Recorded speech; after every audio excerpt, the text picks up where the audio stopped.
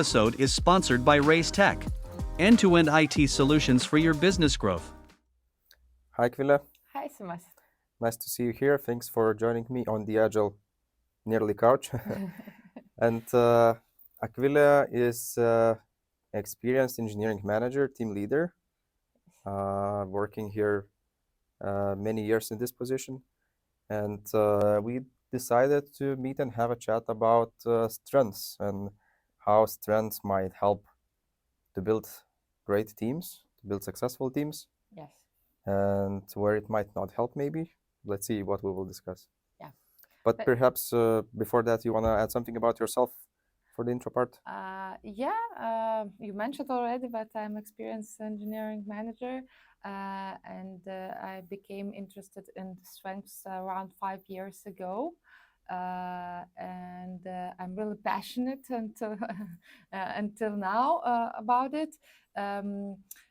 What else I can add?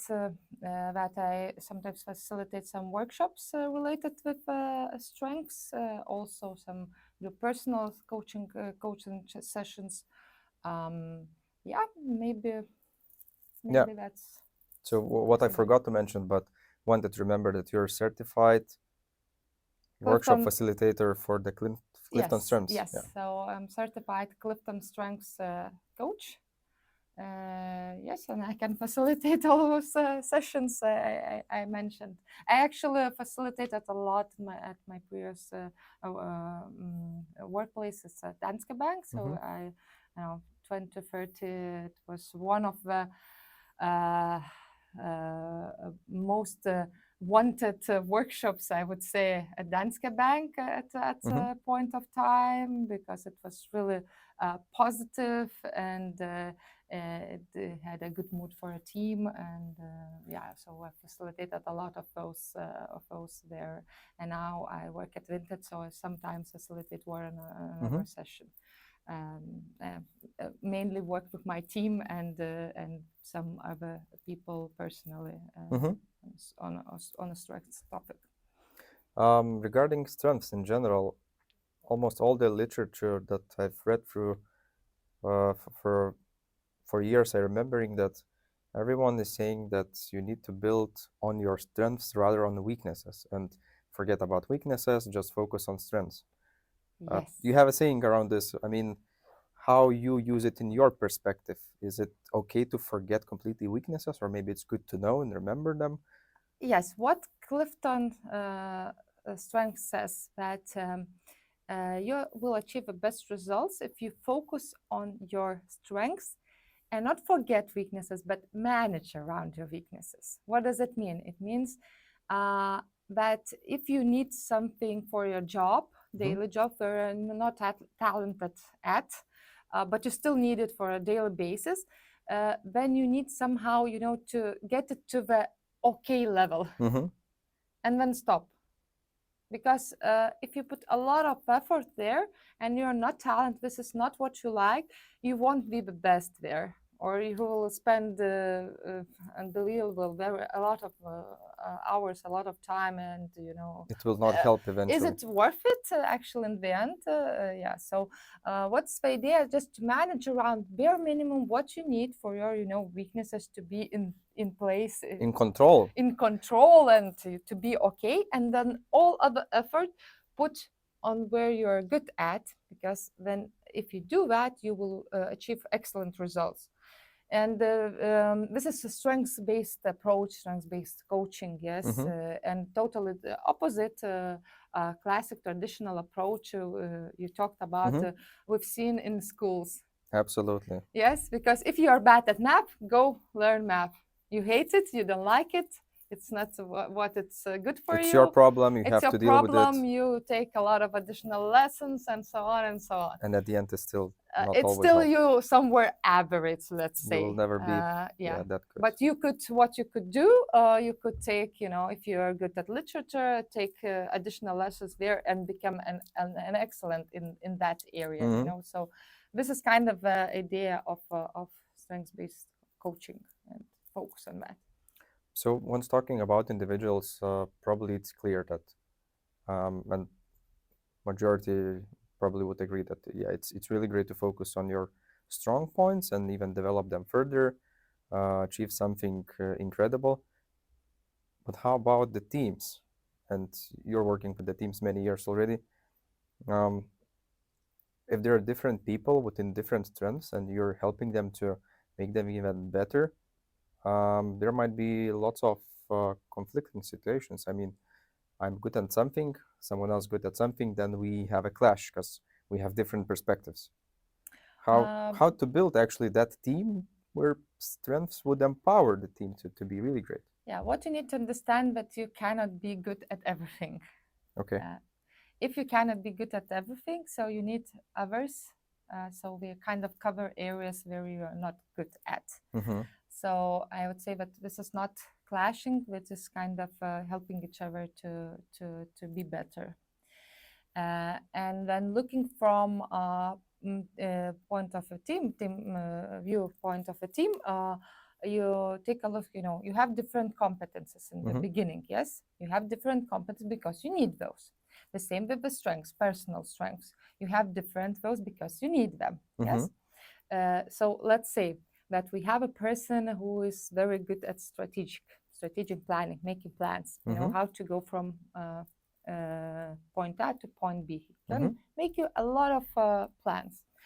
But he's not so good at the execution, But we have someone else who, for instance, is strong in achieving something, as a strong achiever. And that person says, okay, I can help you to execute that. So this is how you look combining different strengths from different people. From different people, and then achieving the result. And here I'll tell you, as we started about planning, interesting story. My one peer colleague, former peer colleague, said, who was kind of, coming to me and saying, Akvile, I have an issue in my team, We have so many great ideas, awesome ideas, but we cannot execute them. How can help me? Maybe some something to recommend. And I tried to help him. I said, okay, maybe you should have kind of each week some kind of a meetings where you meet, take a look at those ideas, decide on which you're going to work, prioritize, and so on. So I said, we're actually doing that, but it doesn't work. We come back again, and still the same ideas, and no one has done anything about that. And after our this chit chat, after some time, his team had a Clifton Strengths workshop, and after that workshop, he came to me and showed his team grid where all the strengths were shown. His team was a team of architects. So what you kind of assume if a person is architect is he should think, he should, think, good at strategy, plan, good at strategy, yes. And all of his team strengths were in domain related to planning. So thinking, but not doing. All of them were there. And he said, okay, now I realize where is the issue, because no one from a team was kind of focused on execution. And at that point in time, he said, I have one candidate for architect. I see that he misses a little bit, strategic planning skills, but he's very strong executor. I'll definitely take him to our team. So this is kind of, it comes from a role to think that, everyone should plan, but in the end, then no one delivers anything. So this is about how to work together, and then the magic happens. So we need to look from different perspectives, that's what I hear. And that might be extremely helpful once looking for a new team member. You know what your team has and where your team could get an extra support from.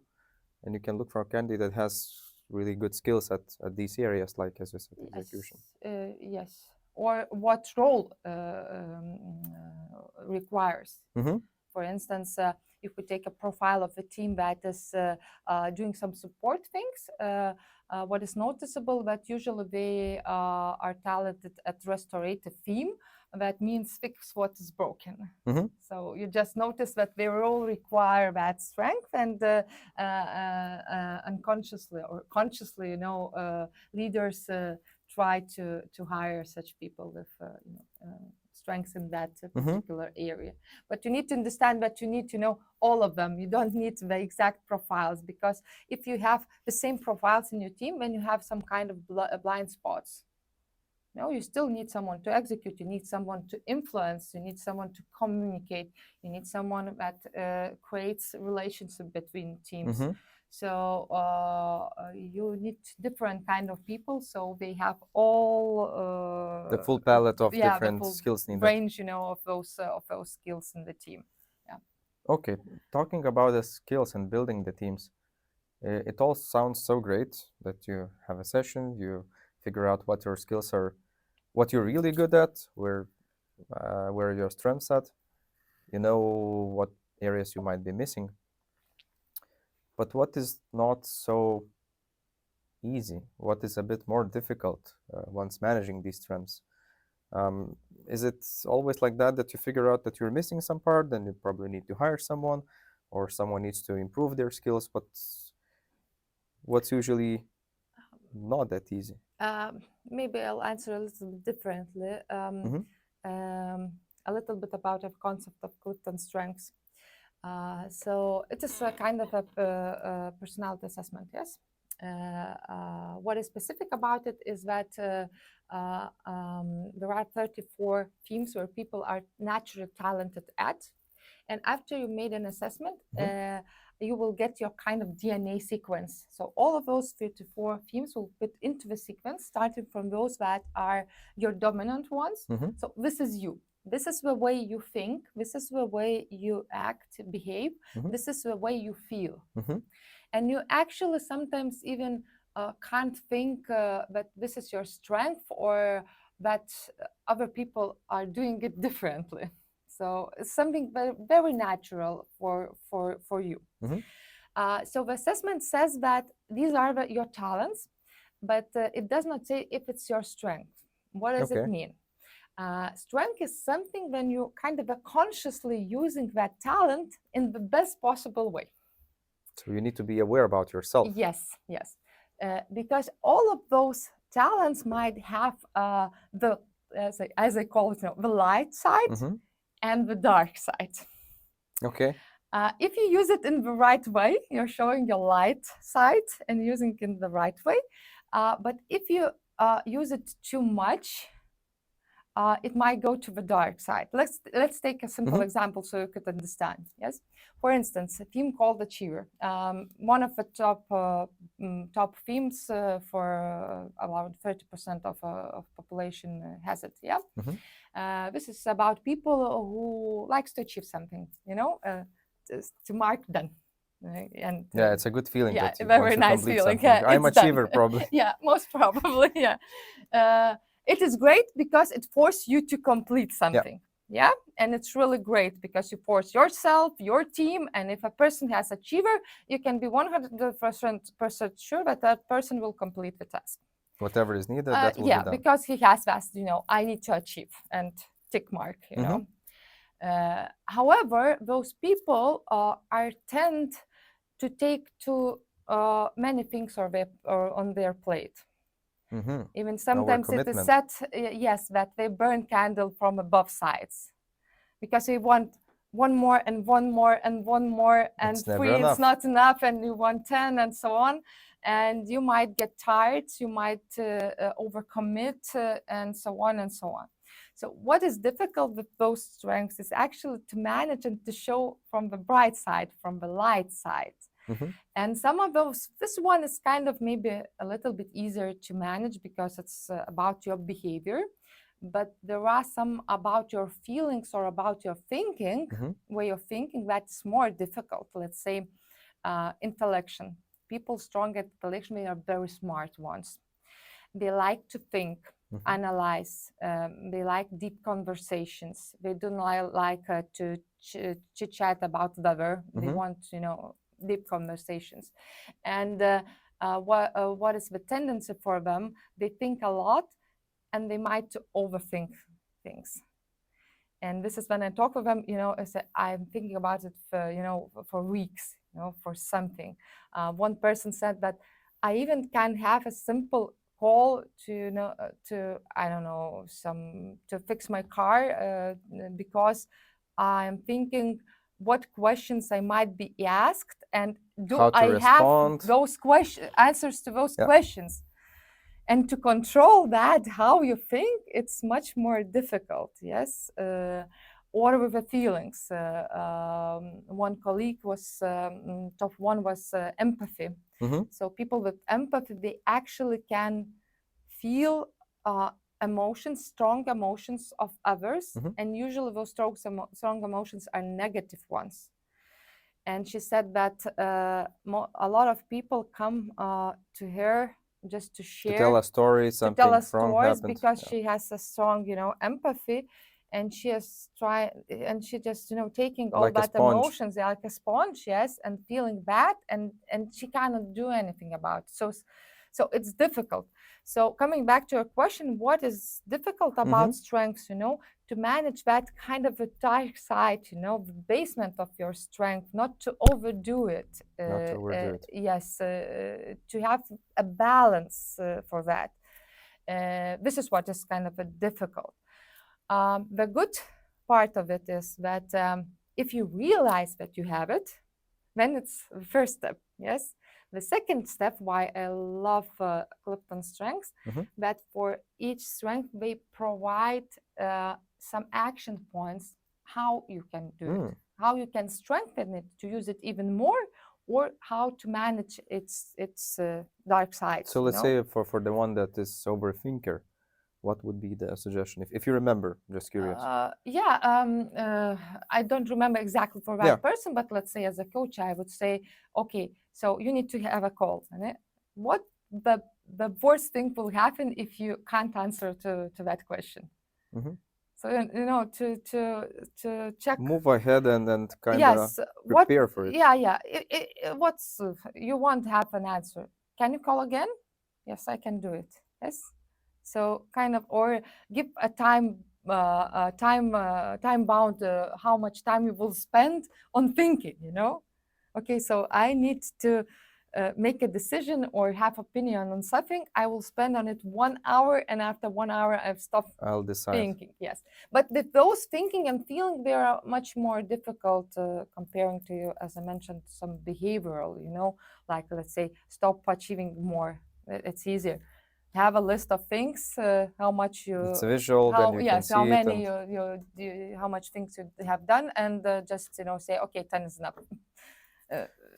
That's it. Sounds for me like all of that is related a lot to self-awareness about how you behave by yourself. And yes. that's like seeing in the mirror, but once you said that naturally you don't realize that because that's how you behave, that's how you act. Yes. And that assessment that gives you a picture of yourself at that moment of time, how you look, and by that you can decide if you're aware. Yeah, and actually even more, it helps you to understand that others do it differently. And why they do differently, because they And have why a we do, different yes, picture. because people think if I am overthinking, it means that Simas thinks in the same way. Or if I have a high competition and I want to be first, that person might think that everyone else around him wants to be first. So yes, it raises a lot of awareness, first of all. And even sometimes happens that you have your top one strength and you say, it's not me. And it's because you're not so self-aware. This was with myself, actually, because my top one is significance. And it's not so direct, it's difficult to understand what is significance. It's like, doing the things that are significant. I like to be in some attention, I'm okay when publicly someone appreciates me or stuff like that, and I thought, so where is the strength there? What is the idea? And it took me for a while when I got that a lot of my decisions are made by my significance. Is this event, thing, task, whatever project is significant enough for me to be here? Okay. Doesn't bring legacy here. Does it have some kind of heritage here? Yes. For instance, I'm here. Why I'm here? I can explain you from my strength. Yes. So the first one, my Okay. significance set. Okay. Is this agile software significant enough for me to be here? Good to hear. Uh, Good to hear. yes. Will I leave some kind of heritage Mhm. behind me? So people will be watching. Most probably, Mhm. they will find something useful for me. Yeah. Another one. I rarely do that, so I rarely have some kind of videos of Mhm. myself, and this is just the second one. So Okay. my achiever says, "Let's do another one." Another check let's mark. another check mark. Yes. The third one, I have strong communication. Yes, I like to talk just in general. So Use an opportunity. Why I not? use Yeah. an opportunity. I never want to talk. So I have consciously to say why I have chosen that, and And now you are aware by yourself why you are making certain decisions, and yes, that's yes. helps you to. Sometimes you need to think before accepting or not, and then you can take that awareness and actually Yeah, think and if I needed. say, okay, so who is talking? My achiever? Do I want just another, mark? My communication, my significance, and this is how I can manage my workload. Initiatives where I participate. Even significance is with associating myself with how to say, people who achieve some successful people. Mhm. Yes, so kind of trying to I have a high standards. I want others to have those high standards. So I want to be significant so I can achieve something significant. This is kind of a motto Mhm. of that theme. So that's a great story, and indeed, it helps to realize that your picture helps to bring that awareness, why you behave in certain ways, and how you can help others or not. And now, assuming that building that team of different people that has obviously different these, so to say, pictures, uh, for the whole team, it helps to see what we are missing, what not. And Maybe more not what we are missing. Maybe I would say more how we appreciate or utilize strengths of others. mhm, Let's say the same people with intellection I mentioned. mhm, Yes. One of my colleagues said, when I participate in meetings with all others, we have some team meetings, just, mhm, and people are asking, what is my opinion on that matter? I feel bad because I cannot answer right away. There are people that are just talking and saying, pouring everything. And I said, why you can? She said, I don't know what I think. And I need time to think mhm. so I can have my opinion. So I will think for a few hours, let's say for one day, sleep We'll with get it, back with the and response. tomorrow I can say you what I think. So you start appreciating and you can agree, okay, so for Simas, we need some time. Simas will say it tomorrow, and Mhm, it's totally fine. Yeah. So it's kind of appreciating that part. I had an architect with strong intellection. When I had to know a situation and I didn't know if it's good or bad or what might go wrong, I mhm. was kind of saying, could you help me? I have a situation. Could you tell me what might be the outcome? He all the time said the same. I need time to think. I'll tell you tomorrow. And I said, no worries. I know that you need time to think. I'll wait I'll wait until for then. tomorrow. And he took all of his nights, coming back tomorrow and saying, um, I've read everything. I was kind of sleeping bad today, and I think that this is the right choice. Mhm. And 90% it will be. They are very smart, those people. So most probably you can kind of take it, Trust them. trust them, yes, and yes. So this is kind of one example. Mhm. Another example, let's say. Really interesting example. A lot of people have relator. This is creating deep relationship between people, and it's again common as achiever. Mhm.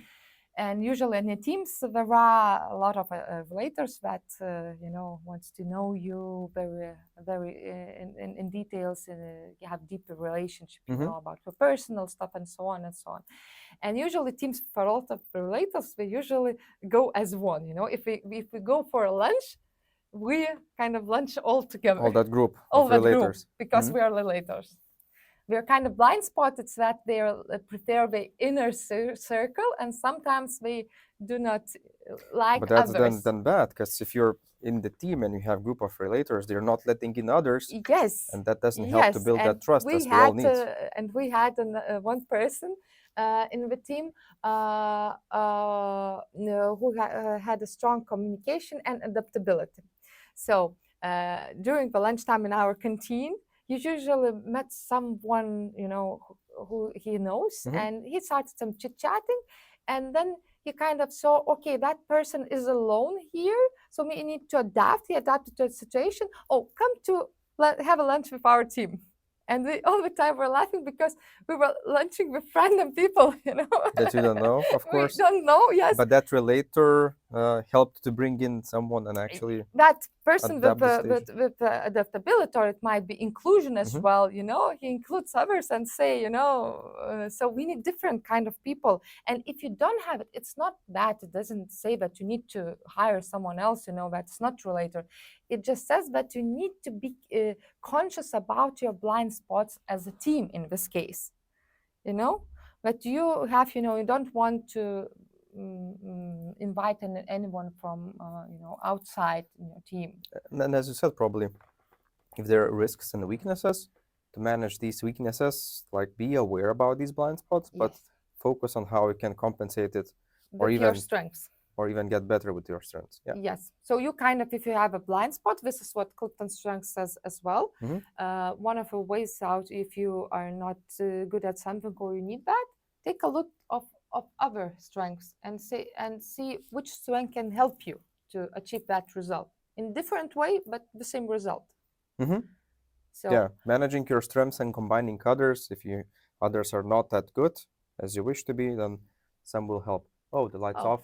Maybe we'll make a short pause and get back. What has happened here? Now we're back. Yeah, we're back. Light effects. Yes. Let's say one more example about combining your strengths. Sometimes for you, it's really difficult. Let's say that you have a lot of strengths and thinking domain, and for you, it's difficult to execute. So you can try to find someone to partner with, your partner in crime, let's say. So let's say you have a lot of good ideas. So you can find someone with strong communication, so that person can help you to communicate these ideas. Sell these ideas, and then you need a third person that is good at execution. As execution, yes. So sometimes you're just taking, you know, that team grit and saying, okay, I have a task and I need someone to communicate who has some influencing skills, who can help me, you know, in that area. So this is kind of partnering and helping each other in a team, you know, to achieve the best result. So awareness not only about yourself, but as well about awareness about your teammates while building that great team.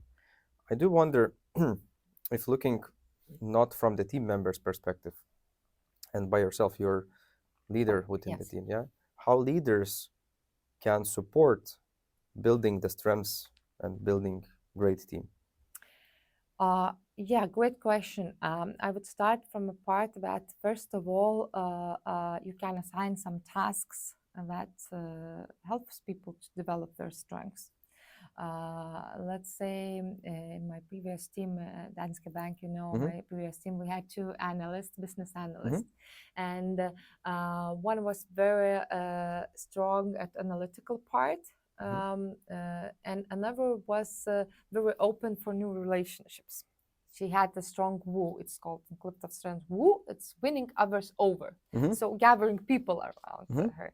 So let's say I have a task.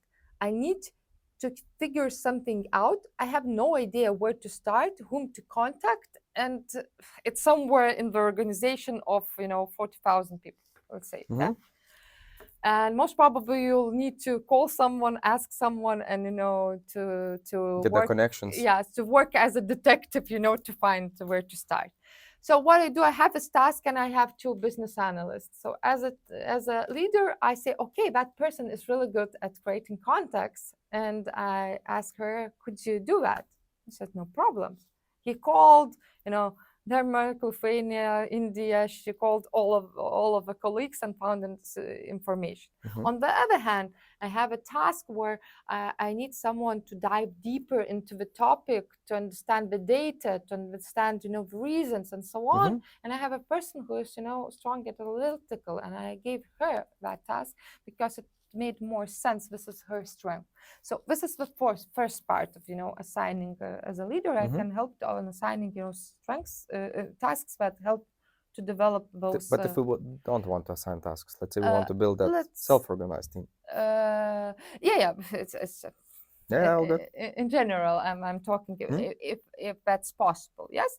Then I can when I'm talking with people, I can help them to find where they can utilize by themselves those skills. Yes. Let's say they are strong at communication, and I'm saying, oh, you heard that we need to present something as a team for our department meeting. Maybe you would like to, or maybe you can just find where you can utilize that strength, by yourself, like, where you can communicate, so that person is a little bit more conscious about what he or she is doing. What else? Let's say. So be kind of aware about your team members' strengths, so you could not force them to use them, but to remember them about where they are good at. Yes. That could help everyone. Yes, exactly. Yes. So if a person is good, has strong learner, I am asking, maybe you can share what you have learned yesterday, because I'm pretty sure that he has read something yesterday, or if we have some kind of, someone who needs help. Or recently in our team, QA needed help with QA tests, writing QA tests, So one of the developers said that he will get help because he wants to learn something new. So it's kind of, putting those strengths and together with something. Win-win situation. Yeah, with a win-win situation you're doing here. And this is our kind of helping, coaching, mentoring, where is best, where and how it's best to use your strengths here. As well as to manage those, basements. For instance, let's say a learner used to learn a lot of stuff at the same time and might not finish stuff, So I'm saying, okay, I'll help you. Let's select a topic and afterwards let's check decide some kind of a goal. What is your goal of that learning? Not just, learning, because we like just the process. Learning itself doesn't have an end goal. So, but I'm helping. Okay, I'll help you. What kind of goal of this particular learning? So you will read that book. What you want to, get out of it. What will be how you will use it in your daily life. So this is how you kind of helping those people to find there they can utilize those set up for their own success. Yes, or as I mentioned, those basements to basements. Be aware. Yes. For instance, one more very often that strength is in basement is responsibility.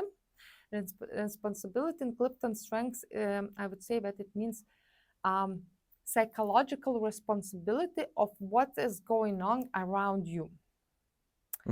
What does it mean? It means that if something is wrong here, let's say the table is not clean, that person would feel responsible that the table is not clean. Yeah.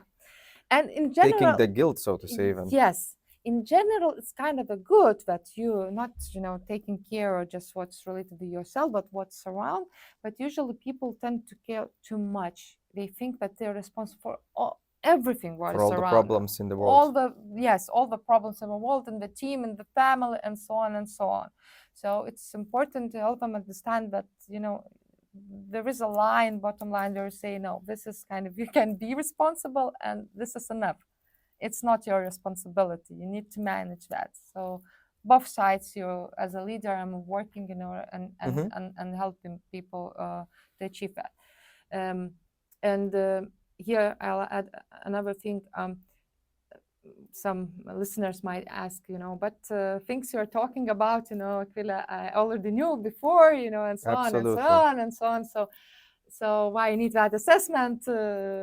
How does it help? How does it help? It helps because it helps you to understand not the end result, what you are doing, but it helps to understand the reasons behind why you're doing.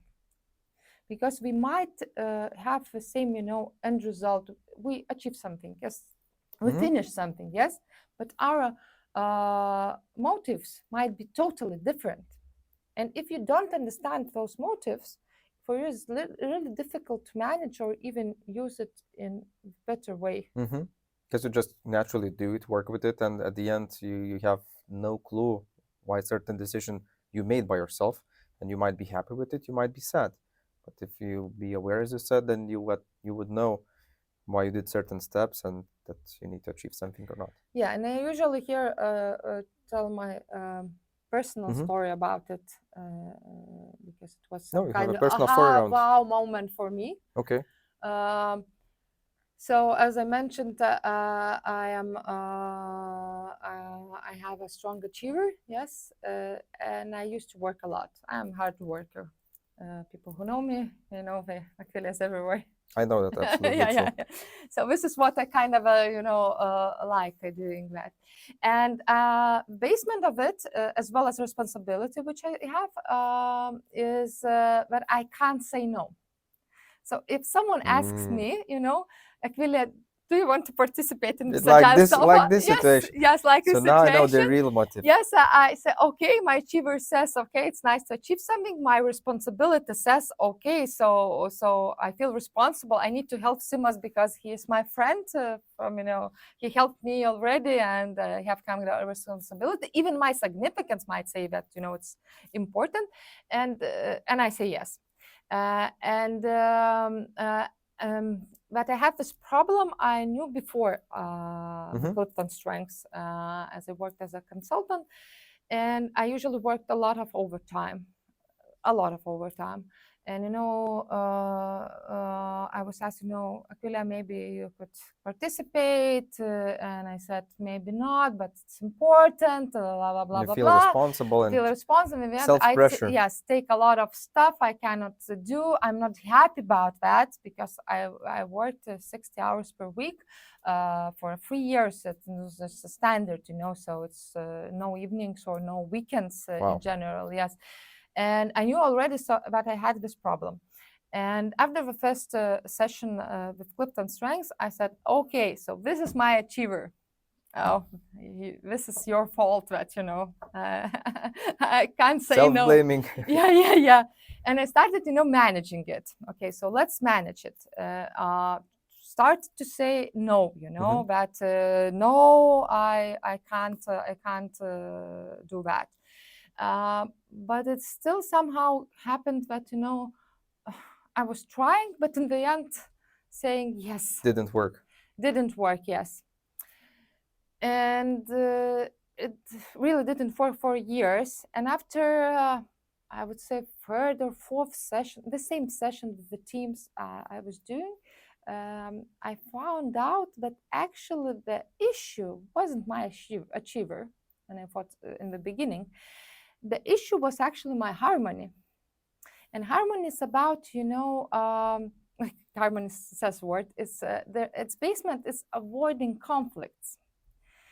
So when I was trying to say no, and it was trying to force me to say yes, I felt that we're going into some kind of a conflict. And I was even not sure if I say no, are we going to talk tomorrow?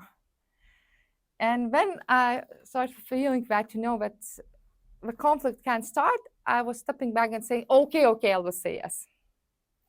Okay, so it's once again, one of your basements would actually try to avoid the conflicts that you could have, but not necessarily have. Yes. So it's like assumption that you've been making and didn't help you to actually move forward. And I actually wasn't realizing why I couldn't say no. And afterwards, I realized what is the actual reason. I started to act differently. For instance, if you ask embrace the conflict.